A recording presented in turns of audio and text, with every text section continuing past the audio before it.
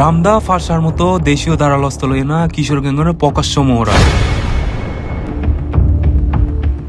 কেউ মহড়া দেয় দেশীয় অস্ত্র লইয়ে না, কেউ বা ইলেকট্রনিক শটার ও টিপসুরি সহ আধুনিক অস্ত্র লইয়ে না। বিভিন্ন কিশোর গ্যাংয়ের নামে সেই সব ভিডিও আবার তারা আপলোড করে সোশ্যাল মিডিয়া।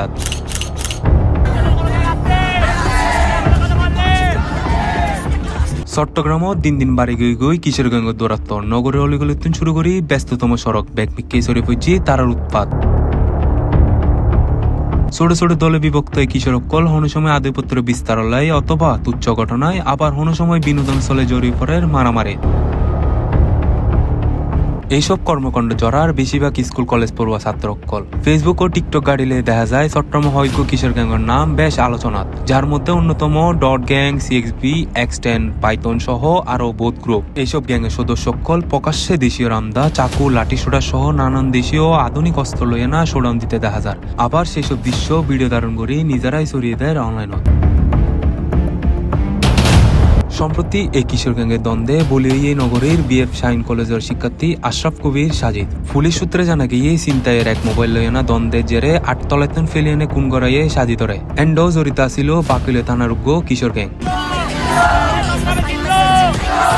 এই ধরনের কর্মকাণ্ডে সচেতন মহল গভীর উদ্বেগ প্রকাশ করছি। চট্টগ্রাম ও সিলেট বিভাগের প্রশাসনিক ট্রাইব্যুনালের special public prosecutor advocate Mohammad Jalaluddin Parvez হই কিশোর গ্যাংয়ের এল্লে বেপরোয়া কর্মকাণ্ড সমাজল্লায় মারাত্মক হুমকি আনে দাঁড়াই। এই পরিস্থিতি নিয়ন্ত্রণ লাই দ্রুত আইনগত ব্যবস্থা ও সামাজিক প্রতিরোধ গড়ে তোলা জরুরি। আসলে আপনার কিশোর গ্যাংয়ের যে বিষয়টা, এটা প্রায় 4-5 বছর ধরে দেখতে পাচ্ছি কিশোর গ্যাংয়ের উৎপাত আপনার চট্টগ্রাম সহ সারা দেশে বেড়েই চলেছে। তো এখান থেকে আমাদেরকে মুক্তি পেতে হলে আসলে সবাইকে সম্মিলিতভাবে কাজ করতে হবে। এখন এরা তো যে ম্যাক্সিমামে তো ক্লাস 8, 9, 10 বা ইন্টারের শিক্ষার্থী, এই যে আপনার একটা গ্রুপ বেঁধে অমুক বাইকে নেতা মেনে আপনার অঞ্চল ভিত্তিক ওরা প্রকাশ্যে রামদা বা চুরি বা বিভিন্ন অস্ত্র বিভিন্নভাবে নিয়ে প্রকাশ্যে যেভাবে আপনার মহড়া দেয় বা একজন আরেকজনকে একটা গ্রুপকে প্রকাশ্যে আপনার মারতেছে। তো এখান থেকে আসলে আপনার ওদের পরিবার এবং আপনার সমাজের দায়িত্বশীল সবাই, প্রশাসন সবাই মিলে কাজ করতে হবে। আর এদের এই কাজটার কারণে হচ্ছে কি, এই যে যেদিন আগে দেখলাম যে আপনার বাকলিয়ার যেটা ওই আশরাফ হত্যা মনে হয়, এগুলো তো যদি আপনার প্রতিনিয়ত এগুলা বেড়ে যায়, রেশারেশিটা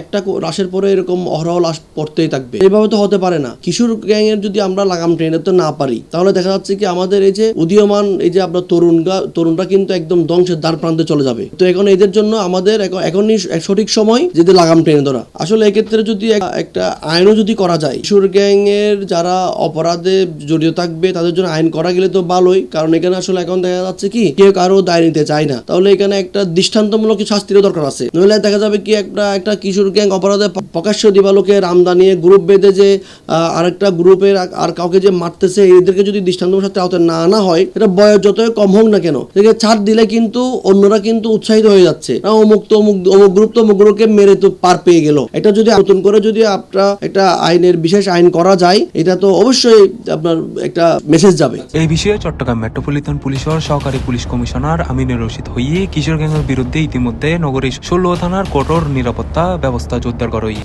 আপনি জানেন যে চট্টগ্রাম মেট্রোপলিটন পুলিশের যে 16টি থানা এবং আমাদের প্রত্যেকটা থানার অধীনে একাধিক ফাঁড়ি আছে, সব জায়গাতেই বিশেষ করে কিশোর গ্যাংয়ের উৎপাত প্রতিরোধের জন্য আমাদের মাননীয় পুলিশ কমিশনার মহোদয় একদম কড়া নিরাপত্তা নির্দেশনা দিয়েছেন। আপনি জানেন যে বিভিন্ন জায়গায় কিশোর গ্যাং একত্রিত হয়ে বিভিন্ন জায়গায় ভয়ভীতি দেখানো এবং দাপট সৃষ্টি করা, এগুলো সম্পূর্ণ অবৈধ এবং এগুলো অপরাধ।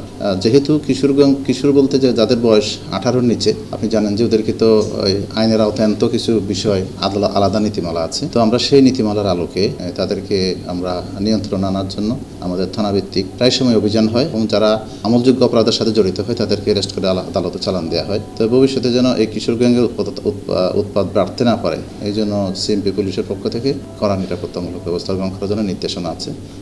এই প্রসেসটা আমাদের ভবিষ্যতে অব্যাহত থাকবে। তিনি আরো হয় এসব গ্যাংয়ের বিরুদ্ধে নিয়মিত অভিযান ও প্রয়োজনীয় আইনগত ব্যবস্থা গ্রহণ অব্যাহত থাকব।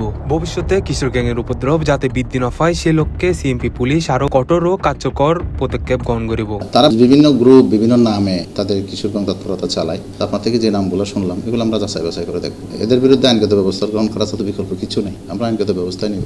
হ্যাঁ, বয়স ছোট বলে ছাড় পাওয়ার কোনো সুযোগ নেই, তবে আইনের বিভিন্ন ধরনের বিধান আছে। যারা বয়স্ক তাদেরকে তো সরাসরি গ্রেপ্তার করে আদালতে সুপর্দ করা হয়। যারা কিশোর 15, 16, 17 বছর বয়সে বা আরও কম বয়সে তাদেরকে কিশোর সংশোধনাগার আছে, তারপরে বিভিন্ন এনজিও সংস্থা আছে, তাদেরকে কাউন্সিলিং করা হয়, বিভিন্ন প্রশিক্ষণের ব্যবস্থা আছে বিভিন্ন জায়গায়, সেভাবে আমরা ব্যবস্থা নিতে হবে। আমরা সেটা তদন্ত করে দেখছি এবং আশরাফ হত্যাটা এটা দুর্ভাগ্যজনক। তো এখানে অলরেডি একটা মার্ডার কেস হয়েছে, অনেকে অ্যারেস্ট হয়েছে, মামলা তদন্তাধীন আছে। এখানে যারা জড়িত তাদের বিরুদ্ধে আইনগত ব্যবস্থা গ্রহণ করা। কিশোর গ্যাংয়ের উত্থান এখন শুধু আইন শৃঙ্খলায় নয়, ভবিষ্যৎ প্রজন্মলাই বড় হুমকি এনে দাঁড়াই। এখন যদি পরিবার, শিক্ষা প্রতিষ্ঠান ও প্রশাসন একলগে হাস ন করে, তাহলে এই সমস্যা আরো ভয়ানক রূপ লইতে পারে।